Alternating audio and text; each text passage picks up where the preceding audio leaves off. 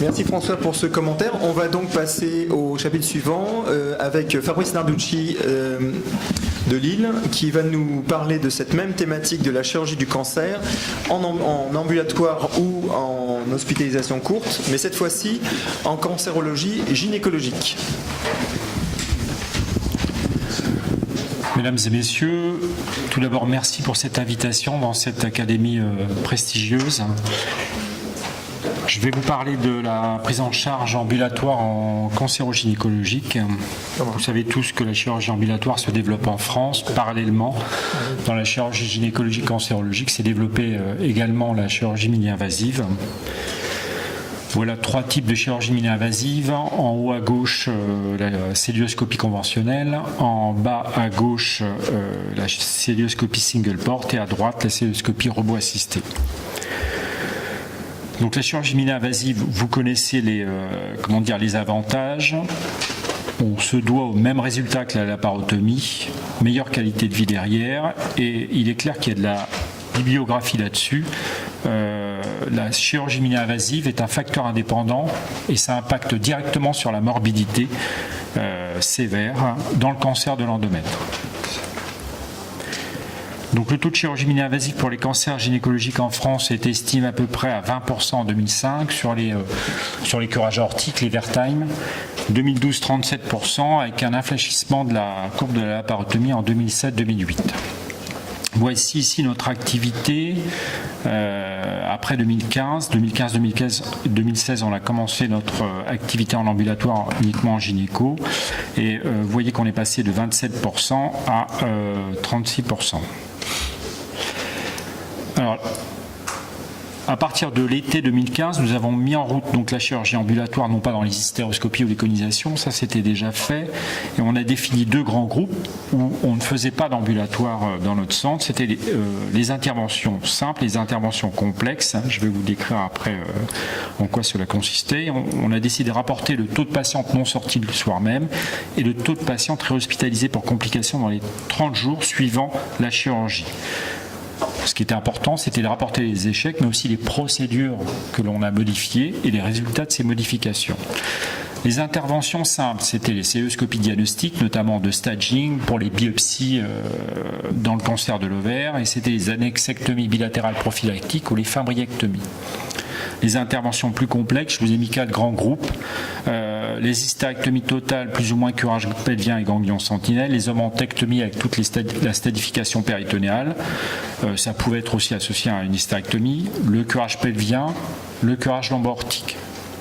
Clairement, l'important pour nous, c'était de ne pas faire des grosses interventions, c'est-à-dire qu'on ne faisait pas curage pelvien, curage lombo-aortique et hystérectomie.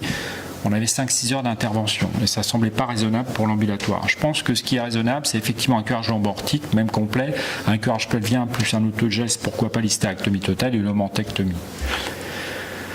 Donc voilà l'objectif, critère de jugement principal, le taux de patients sortis le soir même et sans complications, réhospitalisation dans les 30 jours. Clairement, le verrou chez nous, dans notre centre, ça a été le verrou de l'anesthésiste.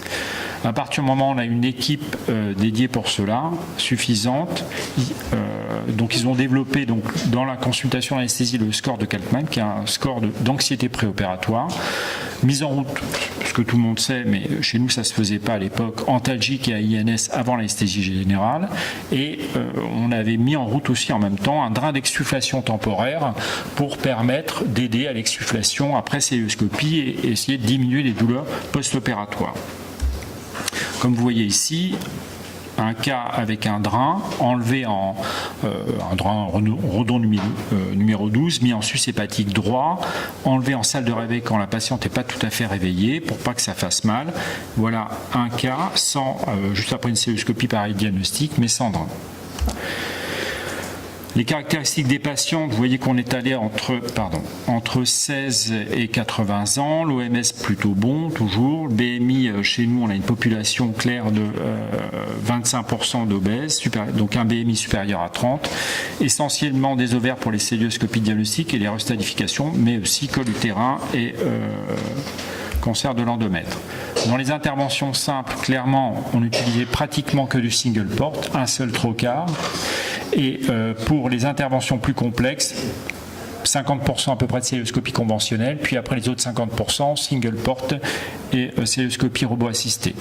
Les procédures dans les simples, à droite, essentiellement célioscopie diagnostique et annexectomie fimbriectomie, temps opératoire limité 45 minutes comme vous avez vu là. J'aime pas dire ça, mais il est vrai que dans cette série, aucune morbidité intraopératoire pour les interventions simples. Intervention complexe, c'est pas tout à fait la même chose. 55 cas, il y avait 24 hystérectomies plus ou moins curage pelvien, 11 curages pelviens isolés, 9 curages aortiques, omentectomie plus stadification péritonéale, 11 cas, pardon. Un temps opératoire de 110 minutes avec 7% quand même de morbidité péropératoire. Fin de l'intervention, parce que je pense que on en a un petit peu parlé, mais je pense que en tout cas pour nous, ça a été très important. Fin de l'intervention avant 14h, 82%. Mais vous voyez qu'il y a quand même 5 patientes dont l'intervention s'est finie après 16h. Toutes ces patientes ne sont pas sorties le soir même, clairement après 16h. Drain d'exsufflation, elle a été utilisée dans 64% des cas. Donc, ouais, excusez-moi, c'est en anglais, mais 171 procédures. Intervention simple, donc 90% de patientes sorties le soir même sans réhospitalisation pour complications. Intervention plus complexe, 73% de patientes sorties le soir même sans hospitalisation pour complications dans les 30 jours. Vous notez que parmi ces 27% de réadmission, il y a 16% des patientes qui sont sorties, qui ne sont pas sorties le soir même, généralement le lendemain. On a recherché donc des facteurs de risque de réadmission, un peu dans la même logique de l'étude de Lambodi à Paoli Calmette. Et comme lui, on n'a pas retrouvé que l'âge était un facteur de, augmentant le risque des réadmissions. Je pense qu'aussi, il y a un petit biais parce qu'on sélectionnait aussi les patients. Mais en tout cas, chez nous, ça n'était pas un facteur de réadmission. Le BMI non plus, et performance statut non plus, mais essentiellement, c'était des patientes au bon état général. Par contre, pour les procédures simples et complexes, clairement, faire une procédure complexe, augmenter le risque de réadmission par 4. Si on ne mettait pas de drain d'exsufflation, on avait 3 fois plus de risques de réadmission, c'est-à-dire de non-sortie le soir même ou de réhospitalisation pour complications. Et la fin de la chirurgie, après 2 heures de l'après-midi, clairement, augmenter le risque par 5, voire 6, de rester soit le soir même, soit d'être réhospitalisé. Donc quand on se compare par rapport à la littérature, effectivement notre étude elle est tout à fait similaire avec 94-92% de sorties le soir même et avec un taux de réhospitalisation de 2 à 11% par rapport à la littérature. Ce qu'on retrouve dans la littérature, effectivement, les facteurs favorisant la sortie le soir même, c'est l'âge de moins de 70 ans, la durée opératoire d'environ 2 heures et en tout cas de moins de 4 heures. Nous aussi on l'a retrouvé, mais c'était un facteur moins fort par rapport à la fin de la chirurgie, l'heure de la fin de la chirurgie. Fin d'intervention 13 heures, AINS péropératoire, exclusion des vertagnes, ce que nous avons exclu du coup de façon systématique pour l'instant. On a eu des modifications de procédure en raison de problèmes. Tout d'abord, on a eu sur la série d'hystérectomie, sur les 5 premiers cas, on a eu 2 hématomes de la tranche vaginale coup sur coup. Je ne dis pas qu'on n'en a pas, on en a exceptionnellement, mais 2 hématomes coup sur coup sur les 5 premiers cas, ça nous a semblé beaucoup. Et du coup, on a changé notre façon de faire, c'est-à-dire que la patiente partait le soir, on lui faisait de l'Ovenox 04, elle repartait à la maison et on a changé notre fusil d'épaule et cette fois-ci, on faisait de l'Ovenox 04 le lendemain matin à 8h, mais à domicile. Et depuis, je touche du bois, on n'a pas eu d'hématomes vaginaux, y compris en 2018, puisque ces chiffres-là, c'est jusqu'à janvier 2018. Donc 2 échecs évitables. Opérer les patientes le matin avec sortie de bloc avant 16h. Effectivement, si on avait une logistique à l'époque qui tenait mieux la route, on aurait évité cet échec. Patientes qui sortent du bloc tardivement, après 14h et surtout après 16h, généralement ne sortent pas le soir. On discutera de ça tout à l'heure. Et puis on a eu 2 cas de complications, de patientes hospitalisées pour syndrome subocclusif sur une constipation opiniâtre. Et du coup, on prescrit plus facilement le laxatif de façon systématique. Donc avec ces axes d'amélioration, c'est sûr qu'avec Dessy on fait beaucoup de choses, mais je pense qu'on aurait pu éviter une bonne partie des réadmissions. ça, c'est les chiffres nos chiffres. Donc en 2015-2016, c'est-à-dire cette colonne-là, nous avons commencé l'ambulatoire en cancéro-gynéco. Puis il y a eu 2017-2018, 2 ans après. Ça, c'est le taux de chirurgie ambulatoire qui a été fait sur toutes les interventions susceptibles d'être en ambulatoire chez nous. Encore une fois, on a enlevé les conisations, les hystéroscopies curtage. Donc on est passé de 31 à 53%. Vous voyez ici, par exemple, la phadeectomie pelvienne ou aortique, elle est passée de 5 à 23%, l'hystérectomie de 14 à 32%, tout ce qui est annexectomie, ça vous en doutez, de 71 à 92%, et les célioscopies de stadification péritonéale et de mentectomie, on est passé de 41 à 63% en 2 ans et demi. Donc pour les procédures simples, je le répète, célioscopie diagnostique et puis annexectomie, 10% de réadmission, essentiellement 8% de non-sortie le soir même. Procédure complexe, 27% de réadmission, une bonne moitié de non-sortie le soir même, quand même 16%. Actuellement, c'est un petit peu moins. Les facteurs indépendants d'échec, c'est les procédures complexes. L'heure de fin d'intervention après 14 heures. Donc ça veut dire qu'il faut une logistique quand même importante. Absence de train d'exsufflation. Donc les axes d'amélioration, notamment pour les hystérectomies, on fait l'héparine de bas poids moléculaire le lendemain matin à domicile. Depuis on n'a pas vu l'hématome vaginaux. On revient à une fréquence à peu près normale, entre guillemets. Clairement, il faut, et c'est ce qu'on essaye de faire, d'améliorer notre planning pour une fin de chirurgie avant 14 heures.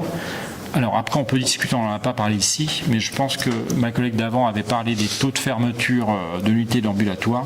Clairement, il faudrait peut-être prévoir de fermer plus tard. Et enfin, peut-être utiliser le drain d'exsufflation plus systématiquement. C'est un geste simple, pas compliqué. Voilà. Merci de votre attention.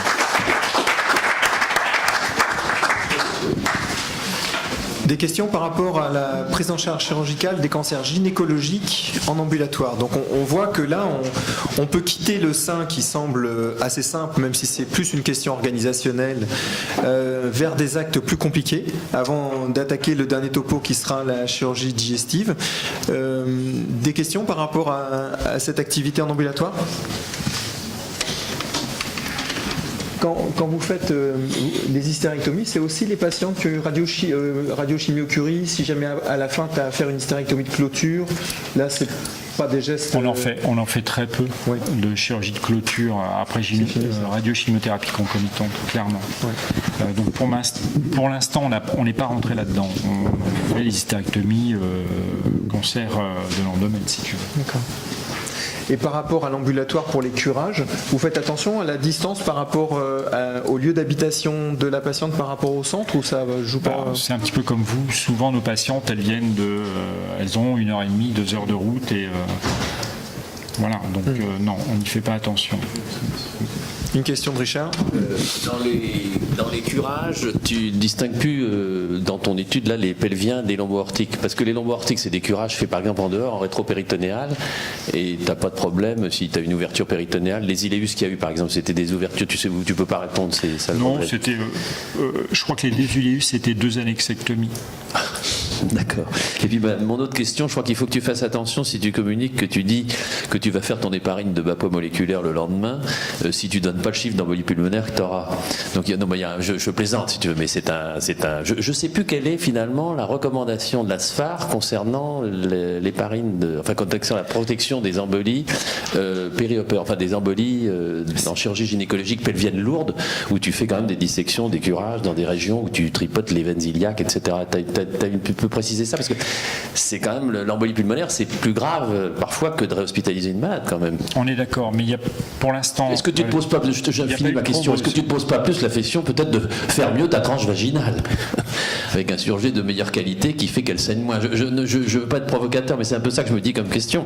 Si l'embolie pulmonaire, on a vraiment un facteur de risque, si le risque de ne pas faire d'héparine de bas poids moléculaire augmente le risque d'embolie pulmonaire avec des données chiffrées, il vaut mieux raisonner en se disant je vais faire une hémostase plus correcte de ma tranche vaginale et comment je peux la faire. Monsieur Villet, vous avez raison, mais en fait, quand est-ce qu'est prescrit le Lovenox chez vous après hystérectomie? Est-ce qu'il est prescrit le soir même ou le lendemain matin? S'il est prescrit le lendemain matin, pourquoi voulez-vous qu'on le fasse le soir même? Alors que la patiente se lève, marche bien avant la patiente qui sort le lendemain, qui est toujours allongée. Normalement, c'est la même chose. Donc on a changé, on n'a pas changé beaucoup de choses. On a fait le Lovenox le soir et on a eu 2 problèmes. Quand vous avez 2 problèmes et vous êtes chirurgien, et que vous avez des problèmes qui arrivent et qui sont quand même si c'est une toute petite série non attendue, en fréquence importante, il faut quand même réagir. J'ai une petite question concernant l'évaluation, on en a parlé, c'est indispensable quand on fait des innovations, et en particulier pour des gestes complexes que vous faites brillamment au centre. On se pose la question de l'évaluation. Est-ce que vous avez commencé à réfléchir à peut-être diminuer ou supprimer une indication? Ce que nous, on a fait pour les indications digestives, on a retiré une indication parce qu'au bout de 2 ans, on considérait que, etc. Est-ce que, parce que 27% de réadmission, on pourrait discuter pour certaines indications. Est-ce que c'est dans votre objectif de commencer à réévaluer pour peut-être changer les indications? Alors, je comprends votre question, mais en fait, on a pratiquement toutes nos patients depuis des années sortent le lendemain en célioscopie mini-invasive, même les patientes obèses, parce que généralement, c'est des patientes toniques. Et donc le fait de les faire sortir je ne sais plus qui avait posé la question, mais en fait généralement il se passe exceptionnellement quelque chose la nuit, donc elles passent la nuit là, donc les faire sortir le soir même, c'est pas inquiétant. Alors effectivement là-dedans, attention, il y a un biais quand même de recrutement, c'est toutes les patientes en bonne santé. Voilà, j'ai fait hospitaliser hier 2 annexectomies, une parce qu'elle avait un antécédent d'AVC, l'autre parce qu'elle avait un antécédent d'épilepsie. Il est clair qu'on choisit quand même nos patientes, et dans tous ces cas, les patientes sont vraiment choisies. Moi, je voulais juste présenter les choses un petit peu différemment. C'est qu'en fait, quand on fait ce type d'intervention, on a un certain nombre de patientes qui vont être, pour certaines, réopérées, pour certaines vont avoir une nécessité d'un traitement lié à une complication. Aujourd'hui, avant l'ambulatoire, notre façon de penser, nous chirurgiens, c'est on garde tout le monde. 80% pour rien, et puis quelques-unes vont voir arriver une complication. Aujourd'hui, la question est, est-ce qu'il ne faut pas faire différemment?